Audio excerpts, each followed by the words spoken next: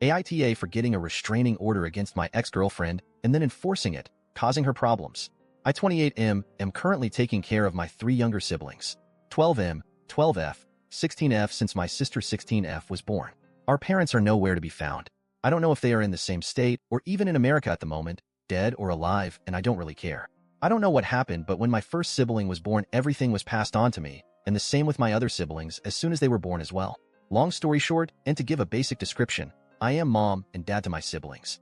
I have taken care of them all of their lives. They know I'm their brother but sometimes slip up and call me dad. Our home became completely toxic, and when I turned 18 I moved out into a small 2-bedroom apartment and took my siblings with me.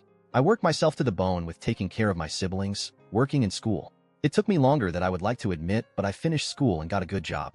I eventually saved up enough and bought a house for me and my siblings 4 years ago. I took the legal steps after I got my house, and my siblings are now legally in my custody. I did get in a bit of trouble from the social worker because I never reported anything, but all legal matter have now been settled.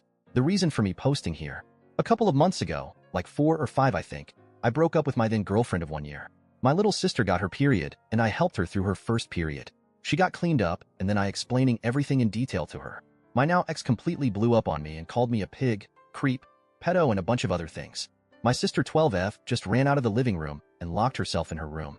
I told my ex to leave my house. It took me almost the full day to get my sister to talk to me, and she only did after my other sister 16F came home from a sleepover for her to talk to me. My sister 16F helped a lot by also explaining that I did nothing wrong. She even told my sister 12F that I helped her through her first period and that she is lucky because she now has 2 people to help her. Me and her, 16F. My ex did come back to my house, but I told her we were done and kicked her out again. The problem was that she started to follow us around, stalking us. Every store I went into, she all of a sudden was there. If we went to the park, she was at the park. I did block her and made sure that she was blocked on all of my siblings' phones as well, but we did start to receive phone calls and messages from other numbers that was clearly her trying to excuse her actions with a sob story. This went on for a month until she tried to sign my little brother and sister out of school one morning after I dropped them off with a fake permission letter. Luckily, the receptionist called me, and I was able to stop her from signing my siblings out of school. That is when I filed for the restraining order. I got all the evidence, photos, messages, calls, everything, and we got the restraining order. Me or my siblings running into her at places dropped considerably.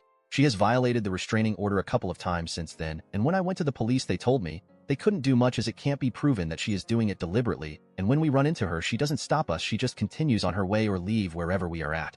I don't know how she knows where we are all the time, but I have seen her multiple times, even when I change my schedule for when I do things. Change the stores where I buy groceries, shopping, everything. Recently the house next to mine got put on the market for rent, and just who want to rent it. I noticed her showing up to the house with a real estate agent to look at the house. She came up to me with a smile and said, "I guess we will be neighbors from now on."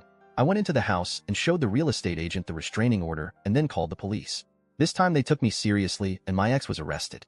My ex lost the house as the company is refusing her business, and the agent has given a statement to the police that my ex has asked specifically to rent the house next to mine. My ex was arrested but not imprisoned and only had to pay a fine. I am now receiving a bunch of calls and messages calling me an asshole for destroying my ex's life. She is being evicted from her apartment, same rental company. She might lose her job as she can't find a place to stay within her budget, and possibly has to move back in with her parents living in a different state. Her own sister and friends are refusing to help her. Don't really know why they don't want to help her, but I don't see that as my problem as long as my siblings are safe. Some of my own friend are calling me an asshole because me enforced the restraining order and causing my ex unnecessary problems, as she is really no threat to me and I am now being vindictive. Edit. I appreciate everyone telling me about an old post made by my ex. Yes, that is about me and my situation. I wasn't aware she posted and not really happy that she did, but I can't do anything about that now. She was a lovely woman when I got to know her, and when we started dating, she got along with my siblings until the morning she blew up at me for trying to help my sister with her first period. I don't know if she was acting or what happened, but she completely flipped after that. I also now know why her sister and some of her friends are refusing to help her. That is her own doing the same with the situation she is finding herself in. Regarding her post, I will never take her back. That will not happen. My siblings are my priority. She is deranged if she thinks that I will ever take her back or even consider it. Regarding some of my friends that are saying I'm taking things too far and being vindictive, I didn't mention it in my post and didn't really want to make it a gender issue, but the friends who are saying I'm going too far being vindictive and that she is no real threat are also women. I will have a conversation with them and explain everything in detail to them again. If they still don't agree with my actions, I will cut them off. The only reason I'm giving this chance to them is because they have helped a lot with my siblings, especially my sisters when I came to advice.